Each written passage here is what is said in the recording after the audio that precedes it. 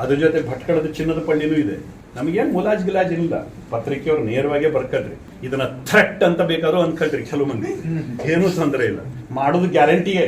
ಇದು ಹಿಂದೂ ಸಮಾಜದ ತೀರ್ಮಾನ, ಅನಂತಕುಮಾರ್ ಹೆಗಡೆಯ ತೀರ್ಮಾನ ಅಲ್ಲ, ಇದು ಹಿಂದೂ ಸಮಾಜದ ತೀರ್ಮಾನ. ಸಿರಸಿಯ ವಿಜಯ ವಿಠಲ ದೇವಸ್ಥಾನ, ಇವತ್ತು CP ಬಜಾರದಲ್ಲಿರ್ತಕ್ಕಂಥ ಮಸೀದಿ ಏನಿದೆ ದೊಡ್ಡದು, ಅದು ವಿಜಯ ವಿಠಲ ದೇವಸ್ಥಾನ. ಶ್ರೀರಂಗಪಟ್ಟಣದಲ್ಲಿರ್ತಕ್ಕಂಥ ದೊಡ್ಡ ಮಸೀದಿ ಅಂತ ಕರೀತಾರಲ್ಲ, ಅದು ಮಾರುತಿ ದೇವಸ್ಥಾನ. ಇವತ್ತು ಹೋದ್ರೆ ಮಾರುತಿ ಮೂರ್ತಿ ಕಾಣುತ್ತೆ. ಸೊ ಹೀಗೆ ದೇಶದ ಮೂಲೆ ಮೂಲೆಗಳಲ್ಲಿ, ಹಳ್ಳಿಯ ಮೂಲೆ ಮೂಲೆಗಳಲ್ಲಿ ಅಪಮಾನಗೊಂಡಿರ್ತಕ್ಕಂಥ ಅನೇಕ ಸಂಕೇತಗಳಿದಾವೆ. ಅದನ್ನು ಕಿತ್ತು ಹಾಕುವ ತನಕ ಈ ಹಿಂದೂ ಸಮಾಜ ಮತ್ತೆ ವಾಪಸ್ ಕೂತ್ಕೊಳ್ಳೋದಿಲ್ಲ. ಈ ರಣಭೈರವ ಎದ್ದಾಗಿದೆ ಈಗ, ಇನ್ನು ಮತ್ತೆ ಕೂತ್ಕೊಳ್ಳೋ ಪ್ರಶ್ನೆ ಇಲ್ಲ.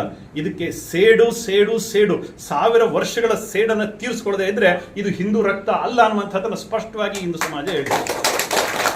ಋಣ ಇಟ್ಟುಕೊಂಡ ಸಮಾಜ ಅಲ್ಲ ಕಣ್ರಿ ನಮ್ದು, ಋಣ ಇಟ್ಕೊಂಡಿರೋ ಸಮಾಜ ಅಲ್ಲೇ ಅಲ್ಲ, ಋಣವನ್ನು ತೀರಿಸ್ತೀವಿ. 1000 ವರ್ಷಗಳ ಋಣ ಇದೆ ಕಣ್ರಿ ನಮ್ಗೆ, ಅದನ್ನು ತೀರಿಸದೆ ನಾವು ಸುಮ್ಮನೆ ಕೂತ್ಕೊಂಡ್ರೆ ಇದಕ್ಕೆ ಹಿಂದೂ ರಕ್ತ ಅಂತ ಕರೆಯುವುದೇನೇ ಇಲ್ಲ. ಇದು ಶುರುವಾಗಿದೆ, ರಾಮ ಜನ್ಮಭೂಮಿಯ ಜೊತೆಗೆ ಮೊದಲ ಪ್ರಾರಂಭ ಶುರುವಾಗಿದೆ. ಇಡೀ ಹಿಂದೂ ಸಮಾಜ ಎಷ್ಟು ಒಡೆದ್ರಿ, ಜಾತಿ ಹೆಸರಿನಲ್ಲಿ ಒಡೆದ್ರು, ಪ್ರಾದೇಶಿಕತೆ ಹೆಸರಿನಲ್ಲಿ ಒಡೆದ್ರು, ಭಾಷೆ ಹೆಸರಿನಲ್ಲಿ ಒಡೆದ್ರು, ಎಷ್ಟು ನಮ್ಮನ್ನು ಒಡೆಯೋ ಪ್ರಯತ್ನ ಏನೆಲ್ಲ ಮಾಡಿದ್ರು, ಇನ್ನೂ ಹೊಡಿತಾನೆ ಇದ್ದಾರೆ ಮುರುಕರಾಮಯ್ಯನ ಅಂತವ್ರು. ಎಷ್ಟು ಒಡೆದ್ರು, ಆದರೂ ಕೂಡ ಹಿಂದೂ ಸಮಾಜ ಇವತ್ತು ಒಟ್ಟಾಗಿ ನಿಂತ್ಕೊಂಡಿದೆ, ಎದ್ದಿದೆ, ರಣಭೈರವನಾಗಿ ನಿಂತ್ಕೊಂಡಿದೆ ಇವತ್ತು. ಇದಕ್ಕೆ ಹೊಸ ಗೆಲುವನ್ನ ಮುಂದಿನ ಶತಮಾನದಲ್ಲಿಯೂ ನಾವು ಕಾಣೋ ಹಾಗಾಗಬೇಕು. ಅದಕ್ಕೋಸ್ಕರ ಅಮಿತ್ ಶಾ ಹೇಳಿದ್ರು, ಈ ಬಾರಿಯ ನಮ್ಮ ಗೆಲುವು ಹೇಗಿರ್ಬೇಕಂದ್ರೆ ಮುಂದಿನ ದಿವಸದಲ್ಲಿ ಅದನ್ನು ಅಳಿಸ್ಲಿಕ್ಕೆ ನಮ್ಮ ಹತ್ರ ಆಗ್ಬಾರ್ದು.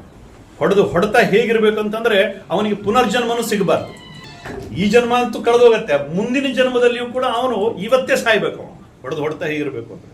ಸೊ ಈ ನಿಟ್ಟಿನ ನಮ್ಮ ಹೊಡೆತ ವಿರೋಧಿಗಳಿಗೆ ಆಗ್ಬೇಕು.